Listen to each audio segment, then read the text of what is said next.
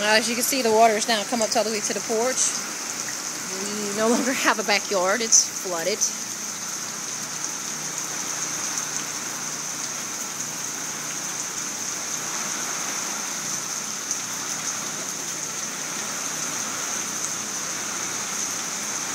The front's just as bad. The trucks are getting water all the way up to their tires. We're kind of concerned about it coming up in. There's the house. So, we're just watching the weather.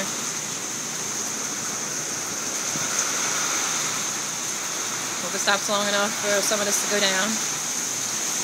If not, we got the boat.